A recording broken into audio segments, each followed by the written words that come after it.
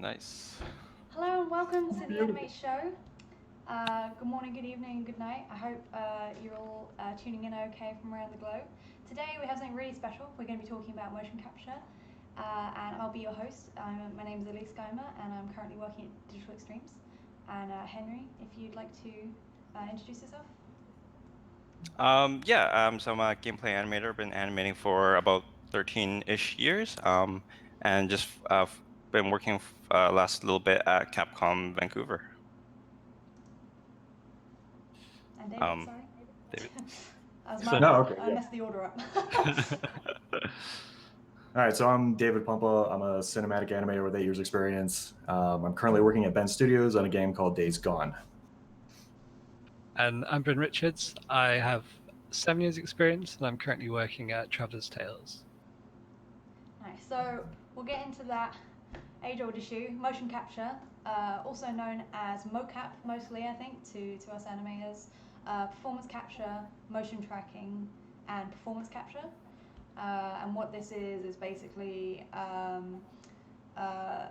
lot of studios will have a setup where they'll have a motion capture studio and they'll have rigged up all these cameras that will go in a 360 degree around the room, lots of these cameras, and at various different heights. And then a performer or an object will have a lycra suit put on, and on that suit, strategically, they'll have markers placed. And these are typically these kind of white dot things. I think they're quite highly reflective. If you shine a light on them, they kind of glow up. And all these cameras will pinpoint the coordinates of each of these and run it back, all the data back into a computer, and it's picking up these markers at 30 frames or 60 frames a second. So it's a lot of data, and from that it will build a skeleton, which is usually done by a motion capture, I guess technician. I think we call them motion capture technicians, and they will go through and take out any anomalies. You'll get data flying off in wrong places that will break things, and they'll run it through and put it back onto a rig, which is then passed on to the animators. So this has developed a hell of a lot in, I guess, just the last decade, to the point where we're now getting into doing facial capture and also fingers and hands, which is something that's, especially the hands, is quite a new thing. And a lot of us, I think, work with motion capture on a day-to-day basis. So I was thinking we could just go around and say, what kind of percentage of our time do you think we each spend working on motion capture versus what I'll refer to as hand key animation, which is basically working from scratch in Maya. Motion capture, you get the base data, which is usually an actor or one of the animators running around in the suit, and then you'll have a base data that you can work from, and then the Hankey is you get the rig and it's in a T-pose and you start from scratch. So Henry, like, what kind of percentage do you think you work on motion capture? Motion capture versus Hankey. Yeah. Probably like the last projects, probably maybe 90% motion capture. 10% Hankey. We were fortunate that we had our own mocap studio in-house, so we could go, like, all the animators were trained on it, so we can just go up there and shoot something quickly and get the data back like within like an hour or so, and Wow, that's fast. throw it in game. So we used it quite a bit. We had some really nice cameras, and we were able to get great data. So yeah, we used it a lot. So yeah, maybe like 90%. Wow, nice. And David? All right, so I'd say I use motion capture, again, probably about 90% of the time. I'd say the other 7% is cameras, and then 3% is what you would call Hankey animation, yeah. Unlike Henry, we have a mocap studio in LA, and I work up in Oregon. So we usually have to send out like little envoys of people to direct and set up actors and things like that. But we use Sony's Los Angeles stage. Nice. And Bryn? So I don't work with motion capture at all at the moment. It's 100% hand keyed. But my first experience in the industry was all motion capture with I'd say again it was maybe like 15% hand keyed on top of motion capture stuff, and then I had another job where I did only kind of facial cleanup stuff. So that's kind of where I stand with it. Yeah, and I think when I was working at Creative Assembly, I think we were mostly kind of given the option whether we wanted to do stuff in Hankey or in motion capture. My point of view is usually if it was something that could be done very quickly with motion capture, that was more humanoid, then I'd usually at least get some like footage done in motion capture to, even if it was just informing the hand key stuff. So I'd say it was probably like 40-60 maybe. And then so far, I think for working on Warframe, in the last 3 months, it's majority been Hankey. I'd say it's more like 80-20, with the 20 just being this one cinematic that I've worked on with motion capture, and no face data, no hand data. So that was like the Hankey element. But I just really want to quickly show some quick YouTube clips, just to anyone who doesn't know what we're on about can just get a little taste for it. So hopefully this isn't copyright. If it is, I'll cut this bit out. So, you know. But yeah, so this is what I was talking about with the suits. This is some clips from Detroit Become Human, and it looks a lot like this. This is the kind of thing that I was used to working with. Although Creative Assembly, we did all this ourselves, whereas these are trained actors, and you will get this translate onto a rig. And you can also see, I wanted to show this one, which is a comparison Let's just make sure there's someone left. Between, on the left you'll see the raw mocap data, and on the right you'll see the cleaned up version. So you can see it makes quite a big difference after the animators had a look at it. And also something we're all quite familiar with, this is some footage from Planet of the Apes with Andy Serkis. You can see how that's come about. Yeah, so I want to talk about so why is motion capture used? Why has it become such a staple in the industry? What are some reasons for us resorting to using motion capture, do you guys think? Well, I think there's two main reasons we use motion capture. One is for speed. Like for instance, in any given AAA game, you'll have something like 30,000 animations, and having a process that takes 80% of the work out of it or 70% of the work out of it, it's a huge boon. Yeah. And the other reason we use motion capture is to capture realistic performances that would normally take a Hankey animator much, much longer. Like, we can't help but be stylized to a point, and even though we try to get as close to realism as possible, there's no way we can get all those like subtle details that we just kind of take for granted as human beings. So motion capture allows us to skip a lot of the nitpicky, gritty stuff, and then focus on the actual animation aspects of it. Yeah, that's 100% a good point. I think that a lot of people are under this misconception that as soon as you get the data back, it all looks great, and it's like, okay, well, what does an animator do now? Like, what is it that you're adding that isn't already there in the performance? And I think there's actually a lot more that goes into it than people think. A lot of things get kind of pushed and made to look better, because as good as the data can be, you still get technical glitches, you still get things not selling as much, you still have to have an animation knowledge to be able to push it. So that's definitely true. But yeah, I think you summed it up really well. It's the speed, it's getting that foundation to work off of, and I think what's also key is that when you get an actor to come in, you get that added experience of having the knowledge of someone who has an acting background to add to that, to bring that to that next level. And I know that there was a point where, at Creative Assembly, we would always do our own, I guess, stunts, you call them. And, they would always be at a certain level. And let's say that level got us 30% of the animation. Then we'd put, 70% of it in ourselves, because there's only so much that we can physically do. And then when we got, a trained professional stunt actor to come in and do backflips and do all these crazy things, it was like, oh my God, this is crazy. Now I only have to put, 40% or 30% extra in. So the data you're getting makes a huge impact. Henry, why do you think your company uses motion capture? Is it the same sort of thing, or? Yeah, definitely. I think the same sort of thing. Speed is huge for sure, and then also the type of games, right? Like if the animation is kind of more realistic, then mocap makes a lot of sense, right? So for instance, if you go the opposite direction, like if you work on if I'm working on like a Blizzard game where like Overwatch or Warcraft where the animations are very stylized, like then mocap doesn't make sense, and I wouldn't use it for that, or like a like Super Mario Brothers game, like that totally doesn't make sense. But like in the type of game if you're making, if it's realistic, then mocap can save you a ton of time.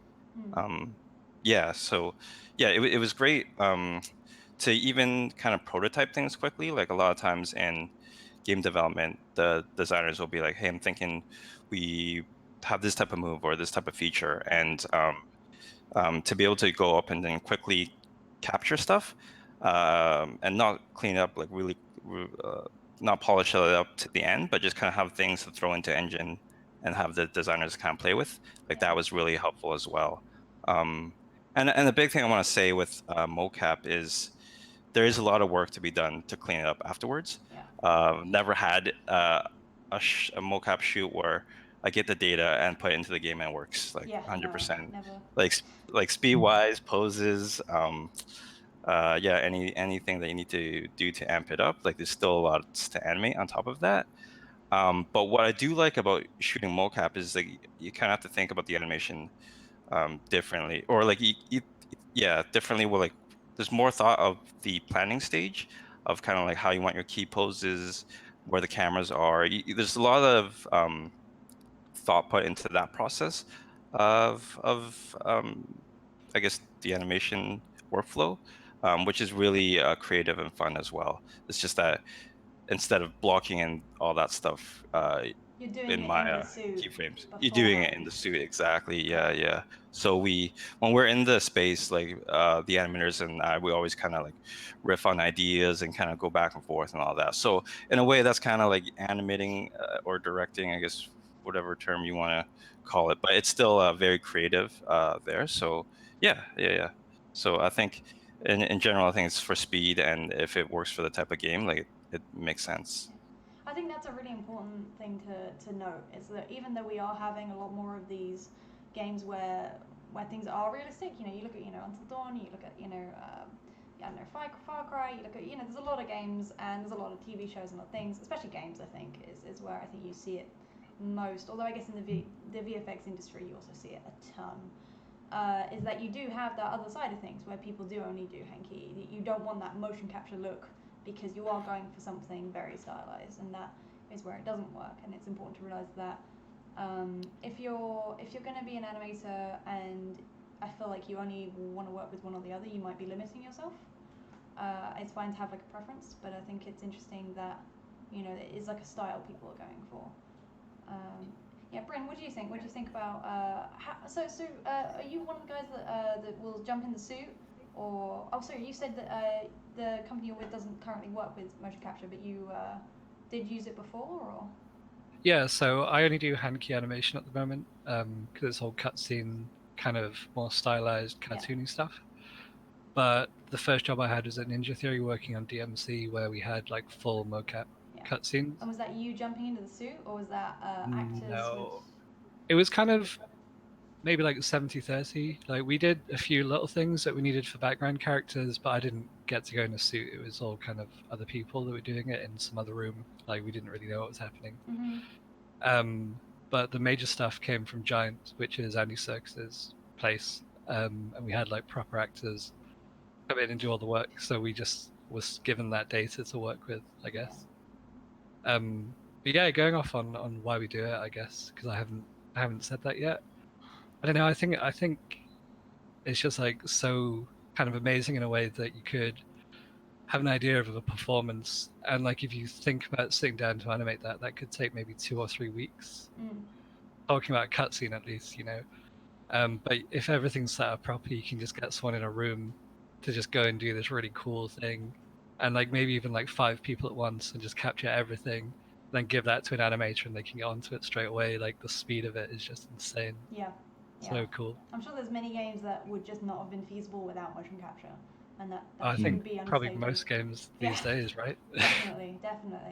And I think the way we looked at it with Creative Assembly was that When we did use motion capture, it was because we wanted to speed up our ability to get some areas of the game done so that we could put more focus on polishing, on improving gameplay, and on the characters that we couldn't do motion capture for, like the bigger creatures and animals and that kind of thing. So I think it's a great tool to say, okay, well, we've got this performance already for this stuff that we can utilize. We can now invest that time into other areas of the game instead of starting from scratch every single time. Yeah. But I think there's this worry, right? As animators, we all love our jobs and we all love having ownership over things. And I think that there's this kind of worry that motion capture is getting more and more advanced, and it might make us obsolete. I think that there's also this trend when you look at kind of facial scans, for like 3D modeling, for character modeling. They're starting to get so high tech with how they can do the facial scans. People are saying, oh, are we going to stop needing, facial, character modelers at some point because you can just do a scan and retopo and it's beautiful, right? Is that, obviously mincing words here a little, but, is that where we think animation's going? Where at some point you won't even need an animator because the tech will have evolved so much that you will be able to just go straight off of the performance. What do you think, David? I think that's kind of. Oh. Sorry, were you No, going to ask no, that's David? cool. No. Sorry. That's only if no one wants to jump in. Okay, I'm jumping in, then I'm going for it. You do it. I guess like if you're sorry, Henry, if you're thinking about like movies and games and everything in one, and especially if you think about something like Hotel Transylvania, Yeah. or the new Spider-Man film from Sony, Yeah. or a Pixar film, like who can mocap that? Yeah. It's like two different worlds. It's a really good tool for realistic movement, I guess, for sure. But like no one's gonna lose their jobs animating cartoony stuff. Like I can't even comprehend how that could ever happen.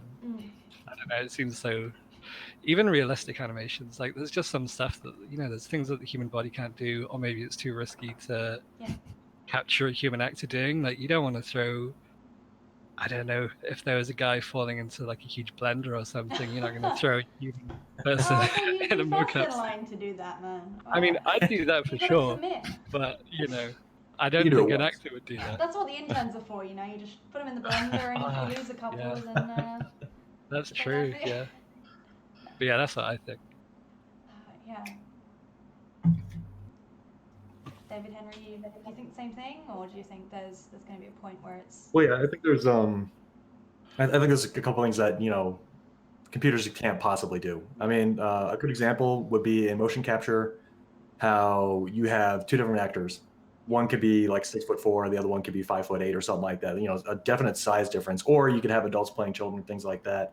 But when you put them into the game, they look completely different. Like one could be trying to play like a 20-foot troll, or the other one could be playing a 3-foot midget, or it's just there's a whole like just a slew of situations where it would just be impossible to capture everything. Yeah. And I think especially when you get to context and fine detail and things like that, you definitely need an animator's hand touching all of this, or else it would just be impossible.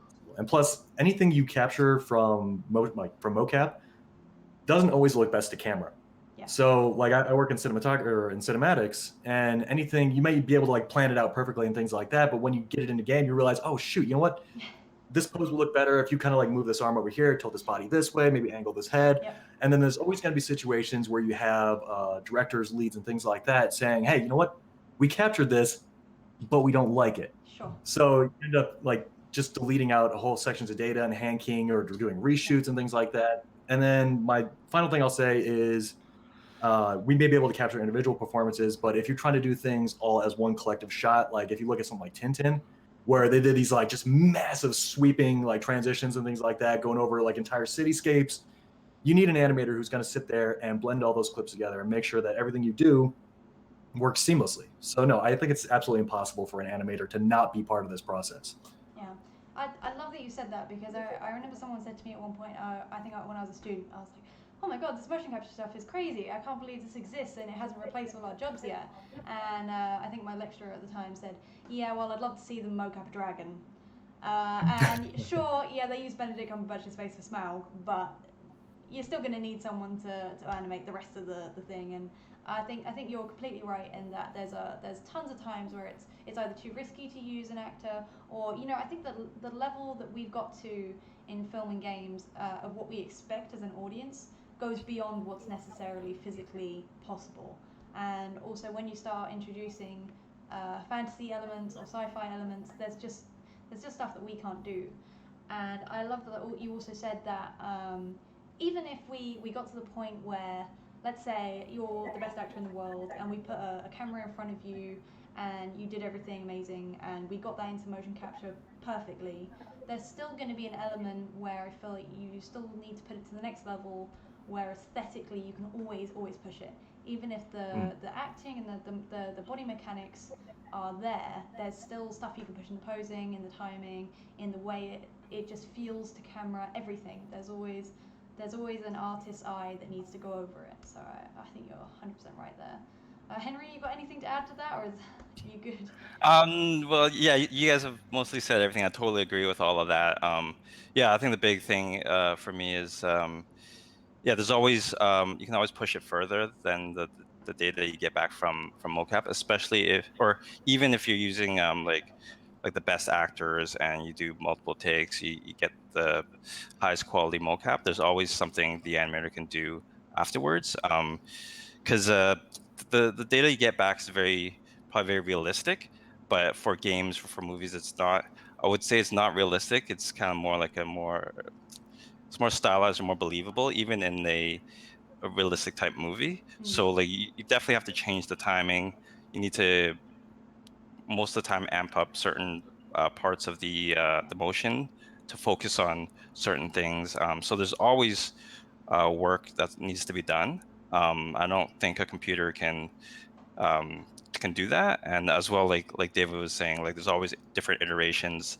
The director or designers will want to try different things, and I don't think well, computers aren't there yet to do that. Maybe one day when you have some sort of AI learning machine that can animate, then we'll see what happens. But right now, it's definitely the animators are always going to be part of the process for sure. Yeah, and I definitely think And that I just want to make a. no, yeah, sure, go on.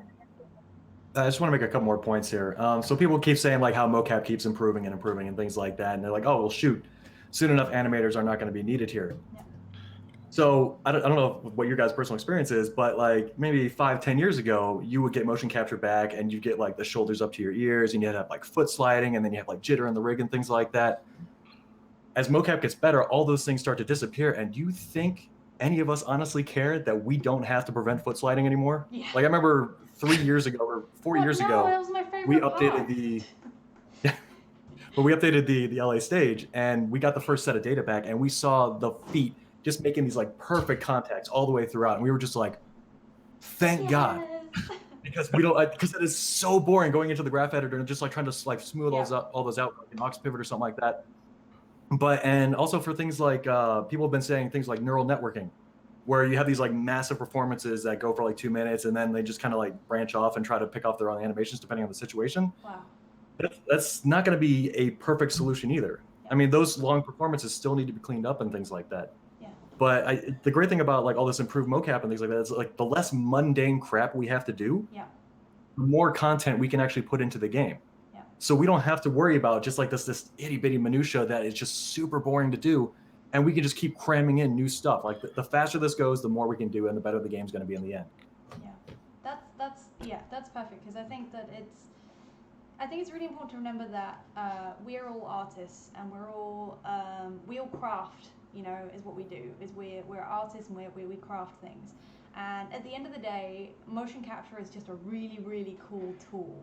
Like, it's like saying, do you want to use a paintbrush or a pencil or a computer or motion capture? It's just another way that we can get something looking amazing. And I remember seeing these studies of which jobs are going to be obsolete, and it's all the things that can be done by computers.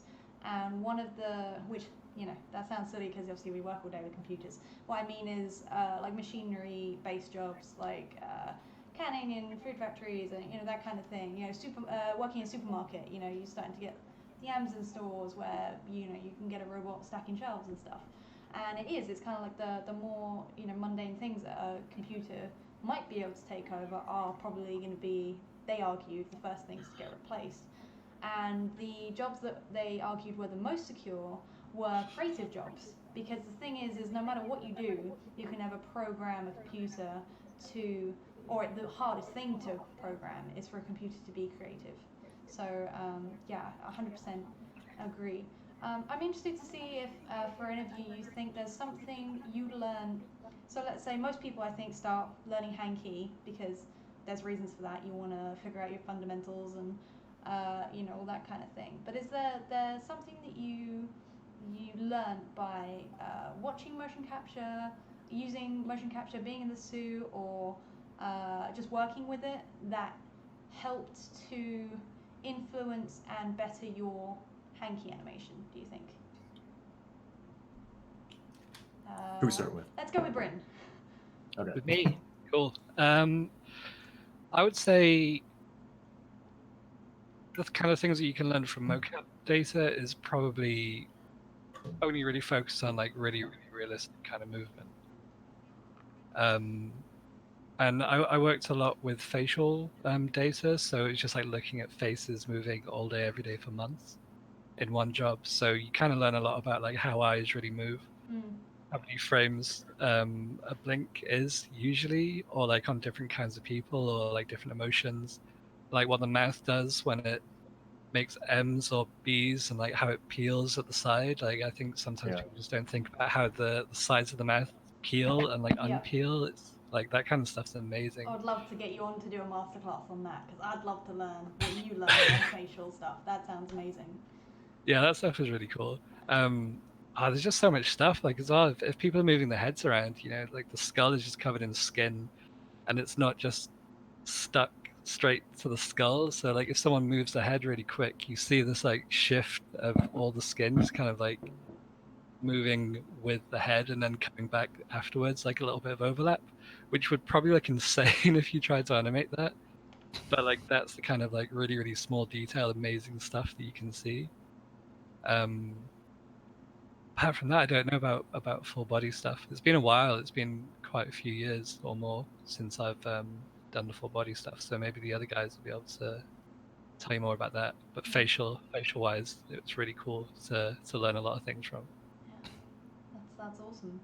I love the idea that you can, you're just watching this all day, every day, and you're like, oh my god, is that how that works? Like I never looked at it that closely before. I can't believe that's how that actually moves, because I think that there's a point where we all think we know how something is supposed to move, so we don't investigate any further, and then you'll see something that's contrary to that belief, and you kind of go, wait a minute, I'm an animator, I know what I'm talking about, this can't be right. And then you go and look at it from a whole bunch of different things, and you think, oh my god, I can't believe I've got to now put this in everything, because it's changed the way I think about how that thing works. But yeah, what would you think? For sure. Henry, you think the same thing, or? Yeah, totally. I think it's almost it's like shooting video reference, right? Even when you think you know something, and then when you shoot the reference and you see like little things that you do that you don't think about, like it's just kind of noticing those little things. You'll see that in mocap, and it's kind of like taking those things and learning from them, and like how much secondary motion there is on certain things, like on your elbows, like on the knees, on forearms, and all that stuff, right? That you'll see in mocap. That is, that's really helpful, and I'll try to bring that to bring that stuff over when I do Hankey animations as well. Yeah. David? Well, I think Henry made a good note there. The first thing you realize is that everything moves all the time, and mocap highlights that better than anything else. Like you click on any joint, there's just these massive swaths of data of these like little subtle motions and things like that. And I think that's what motion capture really helps with as far as improving your Hankey animation. It teaches you subtlety. Yeah. And I see more and more reels that focus on like these like super dynamic camera angles and fast action and things like that, and that's super cool. But the switch side is you don't know how to really nail those performances. So I think motion capture has taught me a lot in the ways of, okay, well, what if I just move this body just subtly, or move this head angle, or kind of go back and forth with it. And it's definitely been reflected in my Hankey animation a lot. The other thing motion capture has taught me is body posing and the way it behaves and things like that. So especially when you're animating to a camera and dealing with motion capture, it's amazing how much people will just sit there and nitpick the most subtle things, like the distributions of the neck or the angle of the head, or like you were talking before about the facial animation, like the subtle like wiggling and things like the secondary motion after the fact. All of that helps you with your Hankey animation. I remember lamenting going into motion capture at first because I thought I would be a worse Hankey animator coming out. But as I kept working on game after game, and I tried doing Hankey animation after like I was let off from my contract, I was like, holy crap. I had no idea that I had been learning so much of this entire time. So yes, I think it's very beneficial to all animators as far as improving your Hankey animation. Yeah, definitely 100% about the subtleties, because I do think we tend to focus on things as a whole. And I remember, I'm hearing myself twice. Hang on. I don't know where that's coming from, but maybe. But I think my lecturer at one point again said, why have you just killed all the animation towards where the feet are planted? And I was like, oh, well, because, you know, that's what feet do. And he was like, why don't you go and have a look at some motion capture? And I was like, okay. And, you know, they roll around and they shuffle and they move, and then, you know, feet aren't just like dunk, you know, and they just stay there for a whole load of frames. They wheel around and shift, and, you know, you're always playing around with your balance, and I saw that, and it just kind of blew my mind. But it's interesting how you said it's probably beneficial to all animators to work with motion capture at some point, because I think there is like a bit of a stigma in animation where people don't want to work with motion capture. I think there's a bit of a thing like when we went from 2D to 3D animation, and a lot of 2D animators were saying 3D animation isn't real animation, it's the computer's just doing everything, and it's not the real traditional form. And there was that kind of, you know, people were scared of it. And I think there's also that kind of stigma of, you know, you're not a real animator if you work with motion capture, or if it's an animation that's been based on motion capture, then it's less than. Like if you achieved a really cool performance, but it was based off of some really cool motion capture, then that isn't as justified as doing a really cool Hankey piece of animation. So what do you guys think to that? Should we go? We'll go back down again. So David, what do you think? No, honestly, I feel like motion capture is not limiting, or it's not static and things like that. Like I remember thinking the exact same thing, and I hear this complaint all the time from students. But I think motion capture is a tool. You know, you don't have to, you're not constrained by the data or anything like that. And I think it's interesting that you don't have to use the data at all if you don't want to. Yeah. Like I know some animation pipelines that don't use the mocap data, but instead what they do is go through it and they just find the key poses that they want and then just scoop out the rest of the data in between so they can do their Hankey performances. And I know things like a place like DreamWorks, they actually use motion capture as pre-production. Or they use it for background crowds and things like that. So I think it's a very beneficial tool, and it's not in any way limiting to an animator. Yeah. Do you agree, Henry? Yeah. Oh, absolutely, totally. I think, yeah, definitely, it's definitely a tool, and it's something that kind of gets, it should be used to help the animator. But yeah, it's up to the animator if they want to use it or not, or how they want to use it. So yeah, I definitely think it's something that like animators should play around with and learn from, for sure.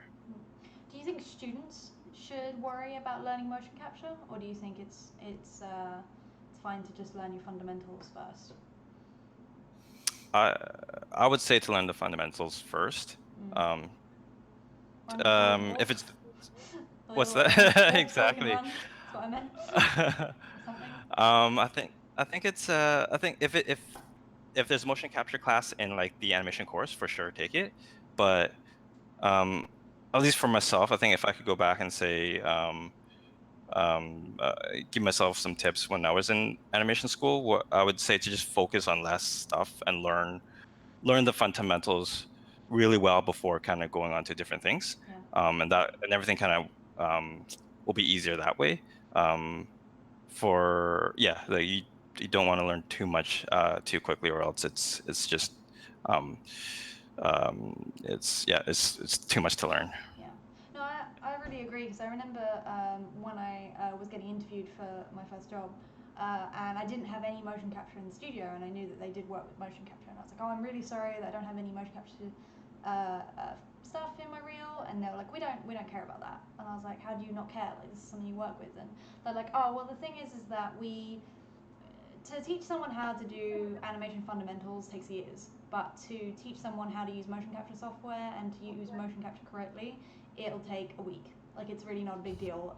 It's your skills as an animator are so much more important than the tool you're using. It's the same if you're working in Maya and then you go to work in 3ds Max. Sure, things are going to be a little bit different, but your artistic eye is still going to hold true. But yeah, Bryn, do you think the same thing?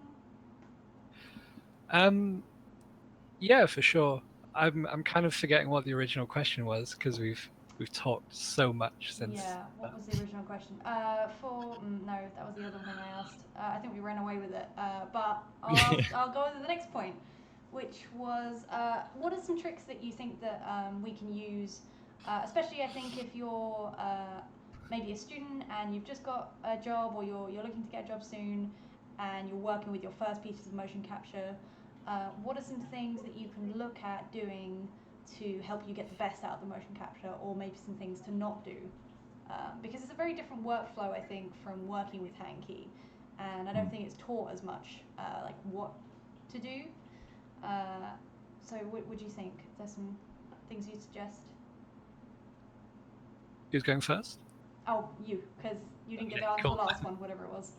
Got I'm lost. just gonna say again, it's been years since I worked with motion capture, so I'm not going to be probably as on the ball as the other guys or yourself. But I'd say, and it kind of goes into what you were saying earlier about how you were looking at the feet and you were just kind of locking them off. So I'd say if you're going to look at motion capture, you don't really want to try and just like apply these rules that you think that you have, that maybe you've kind of learned from animation, and I mean like hand key stuff that could also be like a bad habit. So things don't just like lock, like a hand or a foot doesn't just lock onto a surface and then never moves. Like, it's always going to have some kind of movement, because I mean, we're just like skeletons with spongy stuff around it, so there's always going to be something moving. So I'd say, yeah, I don't know, maybe just don't limit yourself to maybe what you've learned through hand key stuff.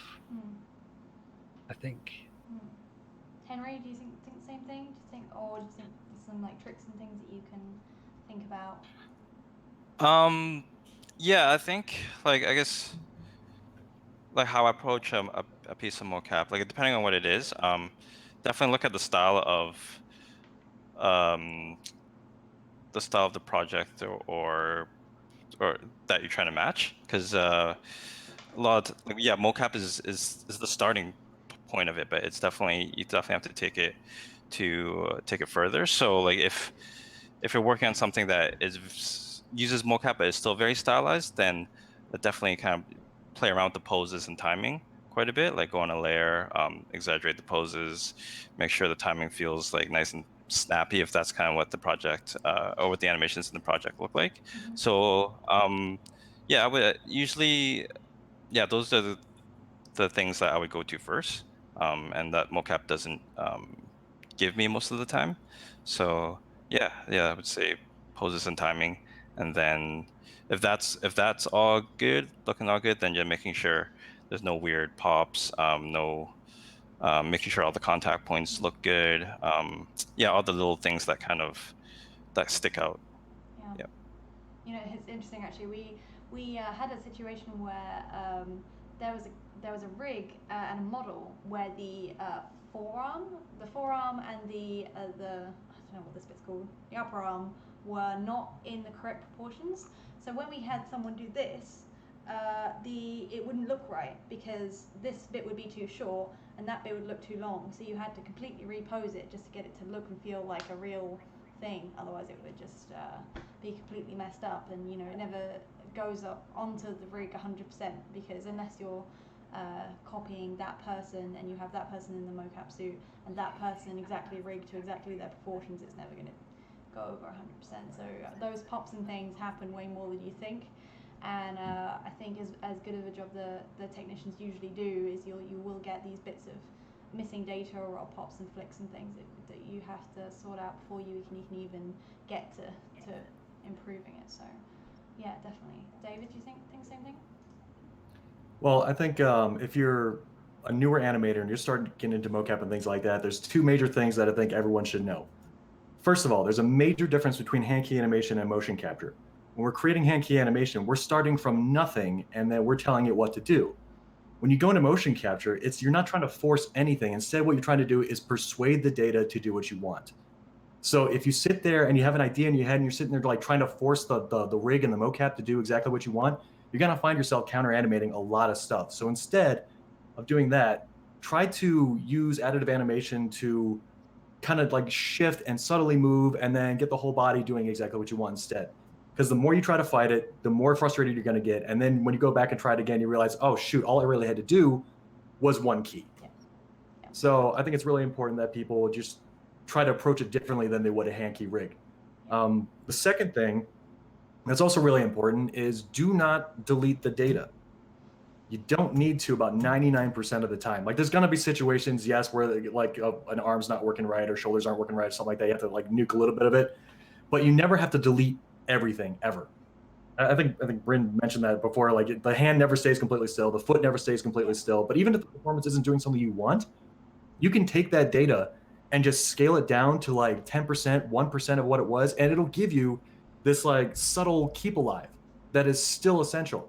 So don't discount the data, don't delete the data, don't just try to like nuke it out and do what you want to do. Yeah. Use it, make it work for you. Yeah, use it for the tool that it is. Yeah, definitely. Yes. I was 100% going to mention about the deleting thing because again I was like, okay, I'm going to approach this motion capture data like I would a Hankey. I'm going to go clean it up, right? So my version of doing that would be to go look at the curves and delete anything that wasn't a smooth curve.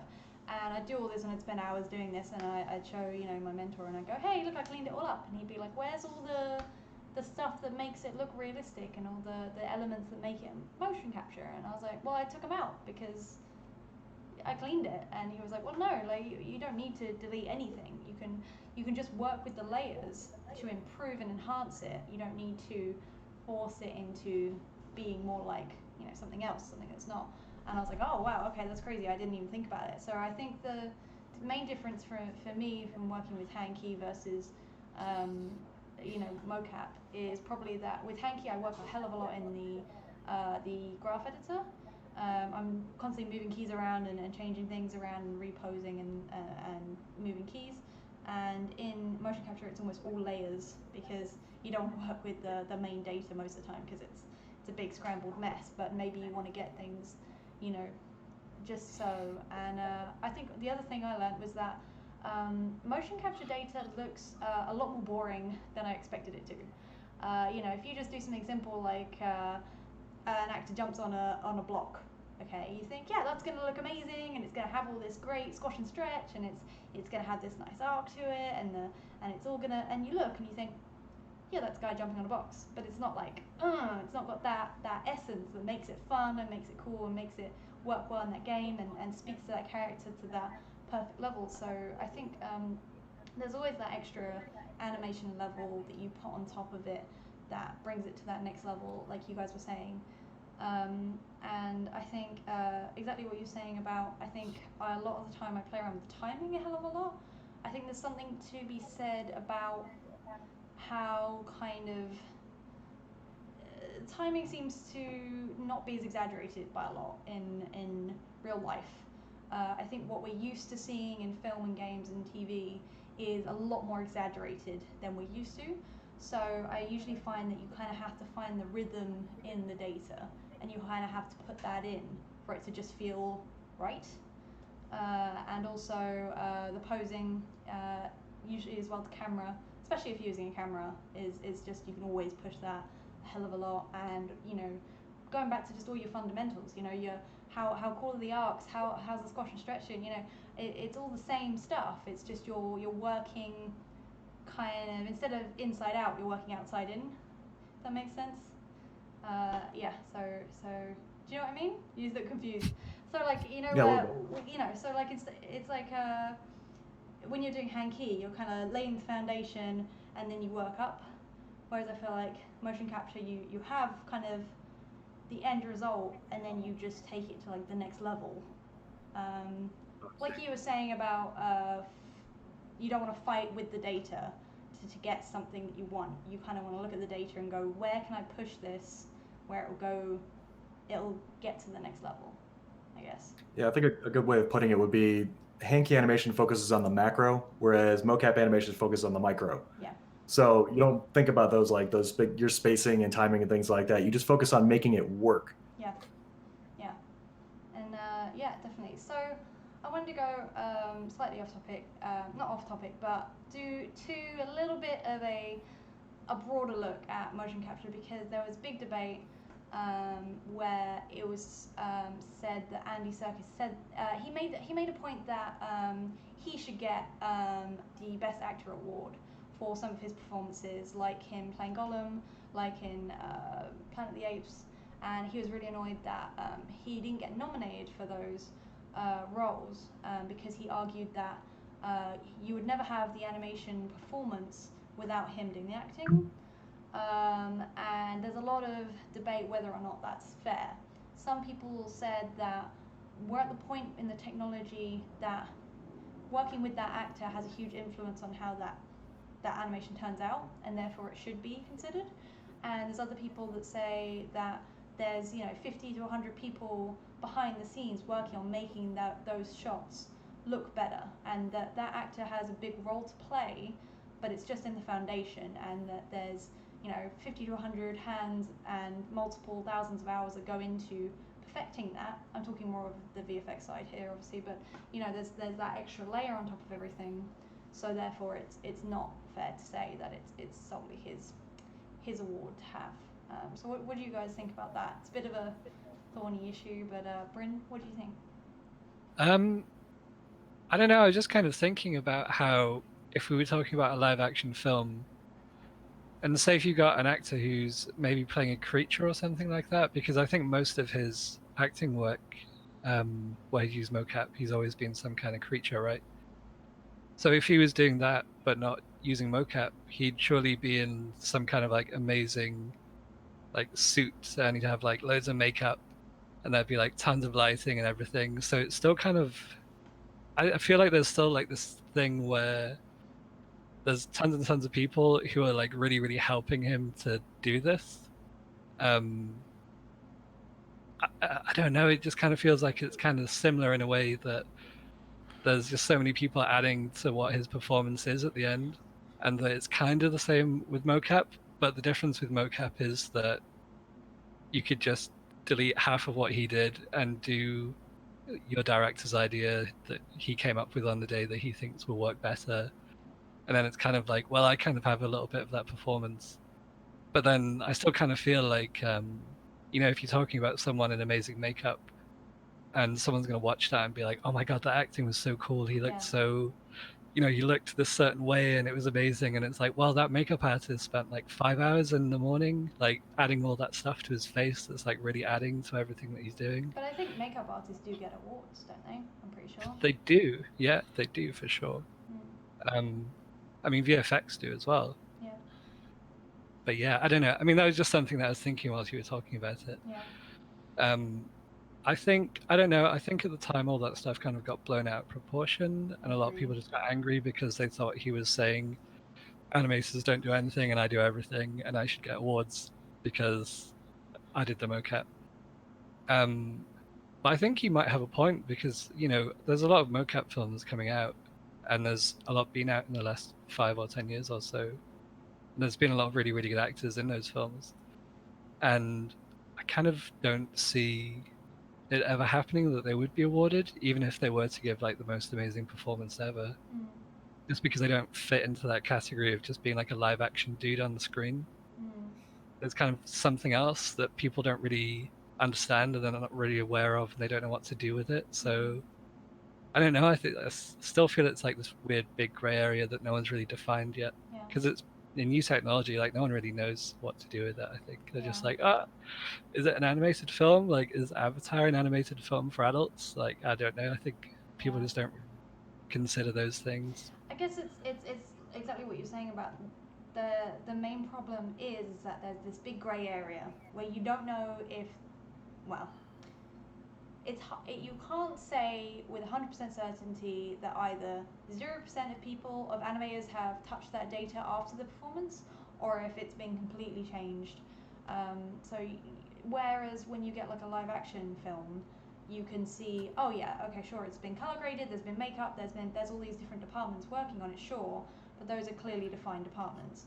When you're talking about the performance, if that has then been edited by someone, like if you're working with an animated rig and it's a collaboration, then how do you define that?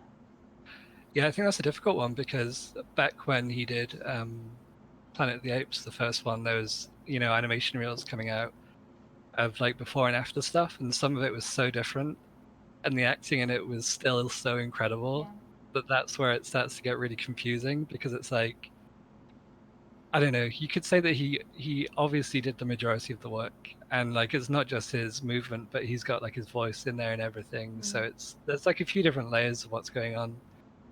But there's maybe like a 10% that he didn't do, and he did 90%. But then again, it's like, I don't know. I'm just thinking about all these things that's really similar. It's like, actors are playing these characters, but then, and I know that stunt people, I think the stunt people get awards now, I'm not sure.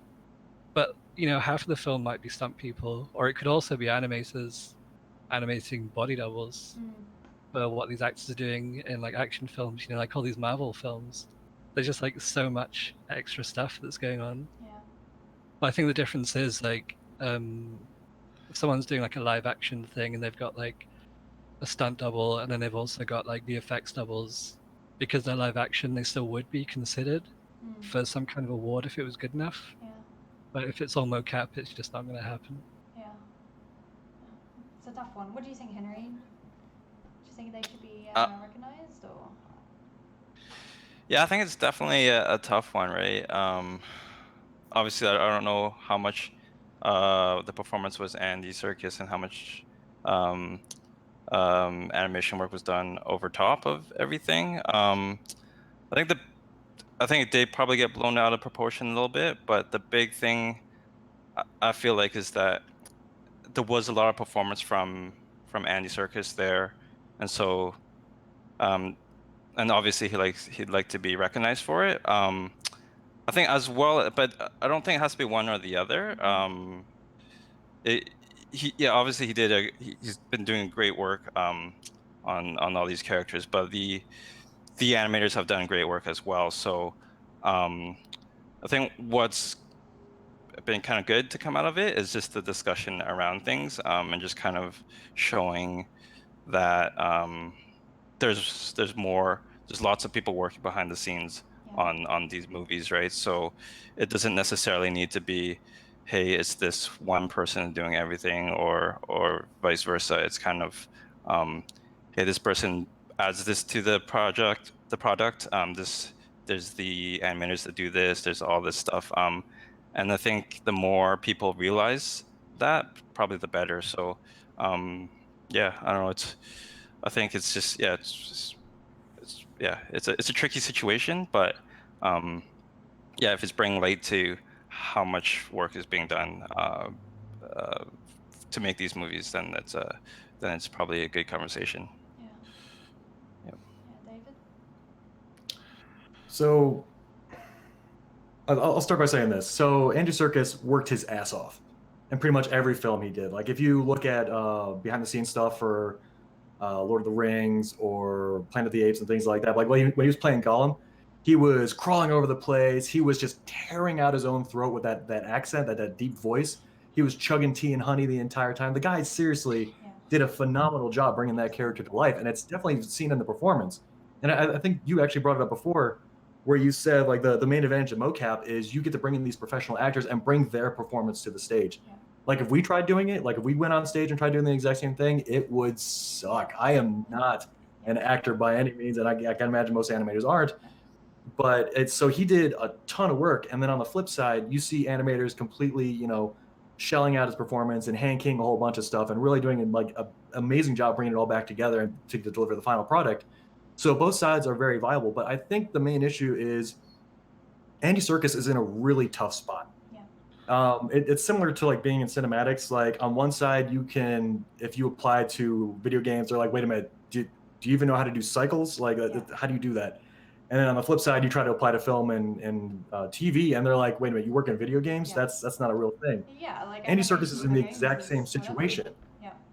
So he's an actor, but he's not being seen as an actor, and he's not an animator because he is just kind of like the base that animators work off of. That gray area. And so so he's in this really tough position where the only way he can get recognized is to kind of create his own category. Yeah.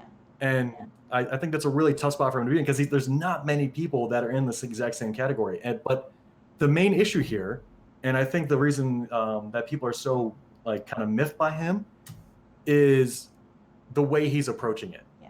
And so he comes in, he talks about, he's trying to like ramp up his performance and things like that, but he's willing to throw people under the bus to get there. And so, like, I remember the big inflammatory statement from him was animators are just digital makeup artists, right. Which is not true by any sense of the mean. But that one statement, he just alienated all his supporters on one side. Yeah. And so, like, the fact that he's willing to tear people down in order to build himself up, I think that's the main issue with him. Yeah. Honestly, I think his performances are amazing. Yes, I think he deserves to be credited for it, and I think he should get some kind of award. But his approach to doing it was off. Yeah, I really agree with what you guys were saying. I also had some time to think about this, and I was thinking about, we keep saying motion capture as a tool, and as animators, a lot of us are kind of shy actors, right? We act, but it's behind the scenes, and when we get to work with professional actors in this kind of capacity, it makes such a huge difference to the performance as a whole. So I don't think you can discredit the actors, because the actors do an amazing job, and there's a reason why they do what they do, and there's a reason why certain people that do motion capture are really big in the industry because they do an amazing job, they do great voice acting, and they give it 110%. You could not say that isn't hard work and that isn't deserving of some recognition. At the same time, you can't say that the 158 animators that have then touched that after that don't also deserve recognition, because the way I see it is it's a collaboration, right? If you didn't have the actor doing that incredible work, you wouldn't have as good of a performance, or it would be a hell of a lot harder to get to it. But also the choices they're making are having an impact, I think, on what that character's doing. But also the artistry of how that looks by the end result is also a byproduct of the work of the animators. So personally, I was thinking, why can't we do like a collaboration where we say, okay, for the award of best character performance of Smeagol goes to and Golem goes to Andy Serkis and the animation team at blah blah blah or whatever, and you could have like an animation director represent the animators that worked on it with the actor that was doing that role. That's what I kind of came up with as a solution of like, you can't discount the actor and you can't discount the animators and the modelers and everything else. That's the problem, right? Because it's not just the animators, it's also everything else that goes into it. I don't think that would work out. No? Because I think a huge part of an actor's career is taking these notable roles and claiming them as their own. Like that's they were the ones who portrayed the character. They were the ones who brought this character to life and made bring people to tears and things like that. I think so. I think for him to continue his career, he needed to become noteworthy. Yeah. So like we have the ability to take all his performances, put it on a demo reel, and then hand it off to companies and be like, hey, yeah, this is what I've done. But for him, it's the entire film. Yeah. It's not. He can't just isolate like one scene and be like, okay, yeah, this is a piece where I did really well. I'm sure it's still a common thing for them. But I think when people consider actors, they look, it's like, oh man, I remember him in this film and he was fantastic. Yeah. To share the credit with a whole bunch of animators too, I think is a compromise that nobody would be happy with. Sure. I think it's fine to acknowledge the animators for one thing, and I think it's fine to acknowledge the actor as another thing. Great. Well, I think on that note, it's been an awesome discussion, and it's 5 o'clock. So shall we have a look at some questions? Has anyone been having a look at it? I think Bryn, you were saying that you found some questions. Yeah, I sent you a list on Discord if you're able to look at that. Speaking of which, we've got some really exciting things happening at the Animates. Don't run away yet, because we are going to do the live Q&A. But we have a Discord, which has got over 300 people on it now. You should definitely join that. We have an animation channel, a drawing channel. We post up the announcements for this show, so it's definitely worth having a look at. Just a ton of really friendly people all helping each other out. And we also have the social media, YouTube, Facebook, all that kind of jazz going on. And we're about this far away from getting the website going. So thank you for your support. It's almost there. So I'm going on my Discord, and hopefully that's on something. Yep. Cool. So. I got them all copied on a text file too. Oh, okay. Yeah, sure. Go for it. If you got them ready. Okay, so I've been trying to copy and paste them as I see them, but first of all, thank you all for your questions. They're fantastic. I've been really excited to kind of attack these. So Animal Nature said, right off the bat, I have a question about how game studios think of entry-level students who have only worked with Hankey and Maya or so. Mm-hmm. Does anyone want to take that one? Sure. I can. Sorry, I was going to give somebody else a chance, but I can. I can. If you want. So. We need like a buzzer. The like, way you... I'm doing it. Sorry, what? We need like a buzzer system or something. Like, that would actually be really cool. Shout names. You know, As soon as have there's like a question, just like that shout. comes on above your head or something, and it's like, he got there first. Ah, you beat me. God damn it. Yeah, sorry, you were saying. All right, so I actually have a lot of experience with this because we often have to hire animators who, like students who just graduated and want to go work in video games. First of all, I want to bring it up. About 70% of all animation jobs require some kind of motion capture experience. So you were probably going to encounter this at some point in your career. That being said, the majority of schools do not teach motion capture. There are a few notable ones, and they're great. And it's great just to kind of like dip your toe into the pool to figure out how it feels and things like that. But the majority of students don't have any kind of motion capture experience. So a lot of studios will just kind of take that in stride.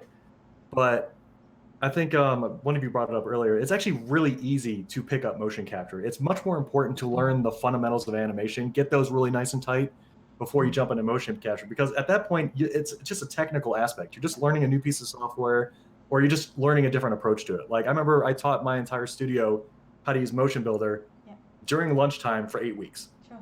8 hours. 8 hours is all it took for people to learn Motion Builder to get using it. It is not a difficult thing to surmount. Like it's not a bad deal at all. So I think the majority of people who leave school still get hired at mocap positions. Like I know Sony San Diego, they still hire people directly out of Full Sail, even though they don't do with motion capture typically. And so it's not that big a deal, honestly.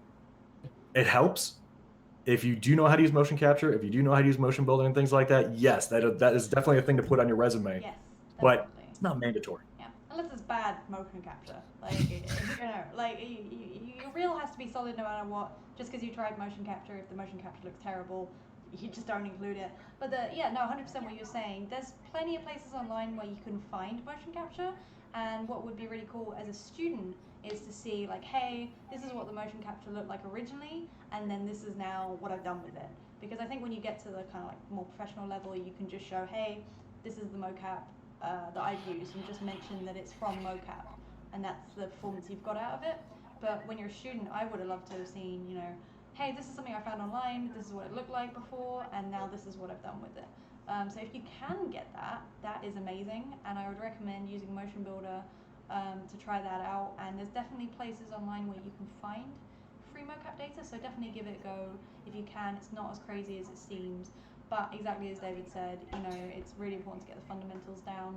I would never turn someone away for not having motion capture data. It's just a bonus. It's just a bonus if you do. But the fundamentals are way more important, 100%. Henry, you think the same thing? Yeah, totally agree. It's much easier to learn how do you work with mocap after you kind of have a really solid understanding of the animation principles and fundamentals. So yeah, work on that. If you work on that first, have a strong animation background, and then you can learn mocap on the first few weeks on the job. Yeah, Brendan? Yeah, I'd say that you can just go straight into a job straight out of uni without having any motion capture or motion builder experience. I mean, that's pretty much what I did. Yeah. I had never even really considered working in motion capture before, but the opportunity came up. And there was about 5 or 6 of us think there was 5 of us who all got like an internship at a studio to do it, and none of us had touched motion capture before or the software, and we learnt super quick, and within a week or two we were making cutscenes for the game. So yeah, it's pretty streamlined for sure. I think it's just important to know your basics, which is what everyone else has said so far.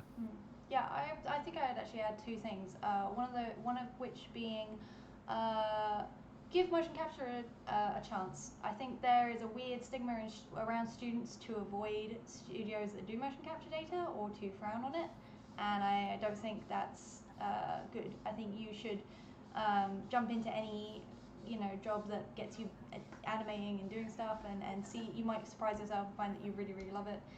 I know loads of people who do, and it's a great experience.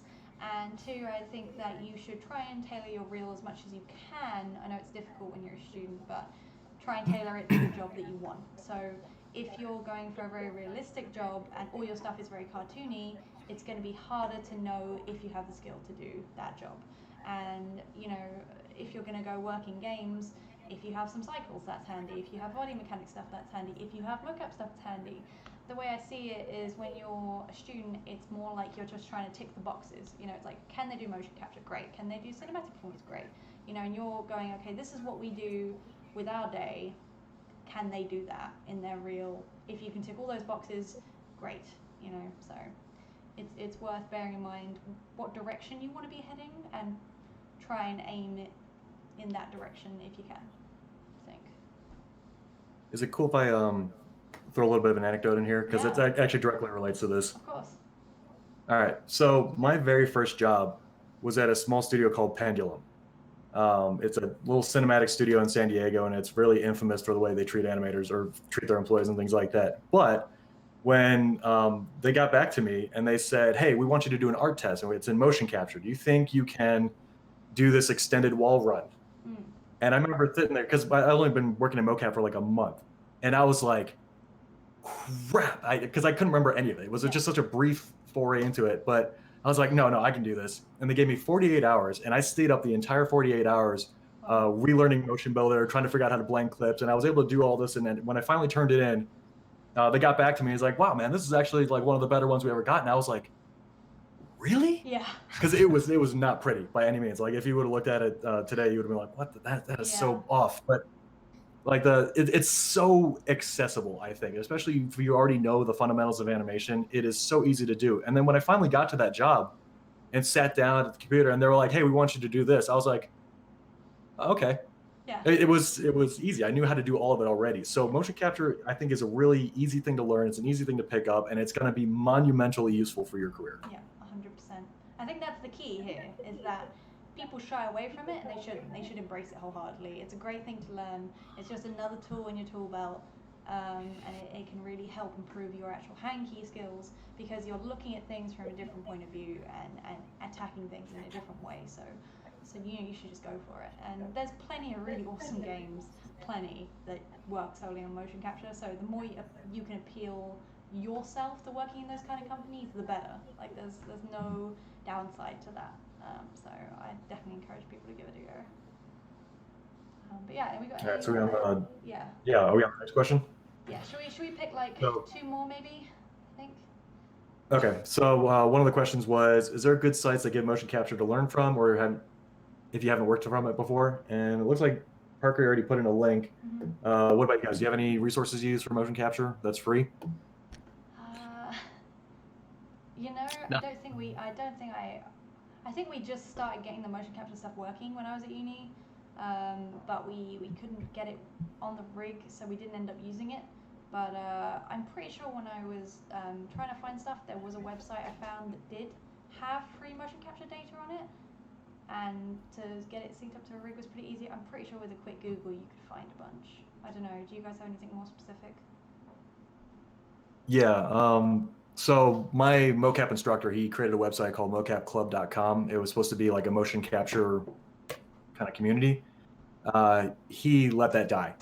But he left the website up, and on that website there's about 2 or 3 gigs worth of raw data that you can play with, and I just put it up in the link here. Feel free to go take a look at it. It gives you everything. I think it gives you like FBXs, marker data, and things like that. So, and it does a wide variety of things from like quadrupeds to bipeds, action, performance, and all sorts of stuff. So you can take a look at that. It also gives you a free rig to use too. Wow. Oh, cool. That's awesome. incredible. Yeah. So for the YouTube people, that's mocapclub.com. And it's also got a bunch of tutorials on it actually. Understanding layer animation tutorial, creating a template. Wow, yeah, that's a great resource. Wow. Yeah, that's awesome. I definitely have to check it out. Wow, there's a dog package. Trainer hoops and jumps. Humanoid walks. All right, runs, so jumps. Oh, I thought I turned all those off. Let me pick Sorry another about question this. here. But thank you for the chat. Okay, so in terms of pushing mocap, this is another question from Animal Nature. In terms of pushing mocap, is there a world where producers generally start saying it's good enough without the extra push an artist provides? No.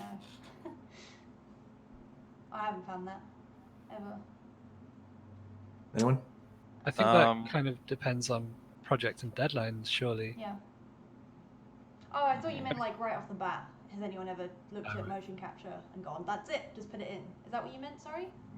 Or did I think that's what he kind of means. Yeah. I've never had that. I could see it happening maybe for like background characters that are way out there. They just kind of need something moving. Yeah. But for main characters, no. Like you always have to kind of massage it a bit. I know something. At least Sorry. Sorry, at least in my experience. Go ahead. Yeah, no, I know something that we have done a lot of and have done recently is something that David's already mentioned, is that sometimes we're super short on time and the designers just need something to work with that they want to plug in, and the animations don't need to be pretty whatsoever. So we'll just run down the mocap shoot, do a bunch of generic stuff, and just literally grab the data, plug it into Maya, get it looping, which is just put the pose at the start and the end, and export it whatever it looks like. If the feet are sliding and the poses are wrong and everything's whatever, doesn't matter because the designers just want to work with something. And the idea there is to just get something going as quickly as possible, and then you go back and look at it later. But in terms of it just being like fine from the get-go, no, I've never even heard of that, I don't think. All right, so from a cinematic perspective, I can definitively say that yes, this happens. Oh, really? Yeah, it might not be just like raw mocap that you throw into it or whatever, but there are definitely tiers of polish. So like I think what was it, Henry mentioned it before, that yeah, if it's a background character, yeah, you're not going to sit there and fiddle with fingers the entire time because it's not worth it, because nobody's going to be able to see it. Sure. But cinematics, depending on, because Days Gone has 6 hours of cinematics in it. I can say that that's an actual selling point of the game for some reason. But it's but that's a ton of work to do. So you can't sit there and do like feature film level of quality every single time. So what we'll do is we'll take those cinematics and we'll break them up into A, B, C, and D levels. Okay. So a D level is damn near just raw mocap, where you just kind of like, okay, make sure it's not clipping, make sure we're not having like weird shoulders like this or anything like that. But you touch it for like maybe an hour or two, and then you send it out. Yeah. A quality is where you go through it with like a fine-tooth comb and be like, you know what, that little twitch in his lip is not believable, and like things like that. You really go crazy with it. Yeah. But like, especially if there's characters you're not looking at, or they're in the background, or you only see like their heads, or there's a million different situations where you can be like, you know what, we're not going to touch this. So yeah, it happens. And especially, I think you mentioned it before, we typically bring in the raw mocap as kind of like a first playable thing. So you throw it in the game just kind of as like a placeholder, so that the designers and the environment artists and everyone can work around that without being bottlenecked. So, and sometimes things slip through the cracks. Like I know in Black Ops 2, when we released the trailer, we did nothing but first playable stuff, and you can see in the entire trailer all the characters have paddle hands. Yeah. It is really funny. And then I even regrettably, I left one of my blackout animations in one of the final levels of Black Ops 2. So you see characters like just like block floating around like this, and it is really funny. Oh my god! But yeah, it doesn't happen often, but it does. Yeah, no, I actually completely agree with what you said, because I thought you meant like when you get like a cinematic animation and the camera is right there, is it ever just perfect immediately? And I was like, yeah, no, that doesn't happen. But yeah, no, like I was saying with the creative assembly stuff, it's like we use you have the different levels of what's going to be seen, what's most important. Let's say the attacks are the most important. Okay, let's put more time into that. Let's put less time into the step forward, left and right, or whatever it is. And you know, you have those different levels of quality because you haven't got time to do everything to you know, you want to put it where it's going to have the biggest benefit. So in that respect, yeah, 100% agree with you. Yeah, that's a good point. All right, I'm gonna bring up one more question here. I don't want to keep you guys too long. Okay, so Libra Geek says, what would you say are some of the constant things about mocap that you find yourselves having to fix, or that you would have to exaggerate to make less floaty? Henry? Sure. For gameplay animation, timing is the first thing that we always adjust. The mocap comes in with very realistic timing. But for gameplay, like an attack, we may need to hit on like 6 frames or something like that. So basically adjusting the timing and the speed to fit for gameplay, for sure. That's one thing we always have to do. And yeah, just kind of like and strengthening the poses after that. Sorry. Yeah, just making sure everything reads the camera. Nice line of actions. Sorry. Oh, no, man. I'm good. And yeah, just basically strengthening the poses, making sure you have nice silhouettes, fixing the fingers and the hands, adjusting the feet, like making sure there's no clipping. But yeah, all that stuff.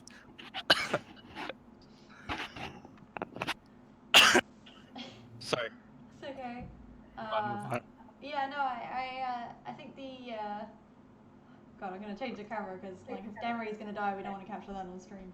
Yeah, I think the first thing I always do is to get the start and end poses right because it's just distracting if it like pops every single time, and because all the gameplay animations have to loop. So I usually find that's like the first thing I get out of the way is to just get it looping correctly, and then and then I do a timing pass, a posing pass, a hand and a face pass, and then I kind of go by whatever it needs at that point. You know, it's more like, oh, I'll just adjust this here and adjust that there, and it's definitely a bit looser in the structure that I go through things, typically, I think. Feet sliding is, yeah, that's always fun. But usually because it's at the start, the end, and you're having to like put it in a pose that you'll never get exactly back into the exact same pose. So you always get this like annoying drift thing happen. So you always have to clean up the start and end a fair amount, in my opinion. But yeah, that's gameplay really. I think cinematics it's more about getting the hands feeling right. Is usually the first big thing, and then going and perfecting all the poses and timing, like I said. Well, for cinematics, yeah, the one big thing is context. Like that's my specialty, as I always deal with interactions and stuff. So making sure that hands, fingers, feet, whatever, anything that's touching anything, making that super clean. Oh yeah, and interacting with any objects also, that's a big issue, definitely. Yeah. Leaning against a wall or picking something up, that's always going to look terrible. You're always going to have to spend a lot of time fixing that. Yeah. The other big thing, and it's something that I notice gameplay animators have a easy time overlooking, is distributions. When we do motion capture, we place markers or things in specific parts of the body to get like the general motion of like larger masses and things like that. But we do not necessarily put data on every single bone of the rig. So for instance, like the neck is a big trouble area, and the spine is another big trouble area where they'll kind of like ignore the last 2 bones on the bottom of the spine, or they'll like just completely ignore the neck because you don't put markers on the neck and you don't put markers on the entire torso. Like you put them up top and you put them on the back, and there's like 1 or 2 that you put on the front and like the stomach and the back just to kind of like hold it all together. But it's a lot of times that gets ignored, and especially in the solving and tracking process, they're like, well, we don't really need this. So they just kind of let it go. But as animators, it makes a difference. Like if you just do all your rotation in the head and then you see no deformation in the neck, especially if you're doing like a close-up performance shot, that is noticeable. So I actually had to create a script for it, because a lot of times if this gets ignored, I just create a quick script. It's like, okay, well, whatever the head's doing, distribute it like 60 and 40% down the line. And the same thing with the spine. So I think that's a big thing that I have to deal with. And then I said the hands in context, and then shoulders are always an issue. Like for some reason, I don't know why. I remember why. So whenever we do motion capture, we tell people to start in T-pose like this. That's true. Problem is, every time you raise your arm past a certain degree, your shoulder automatically starts raising up. So the default stance for a mocap rig is actually at a raised shoulder level.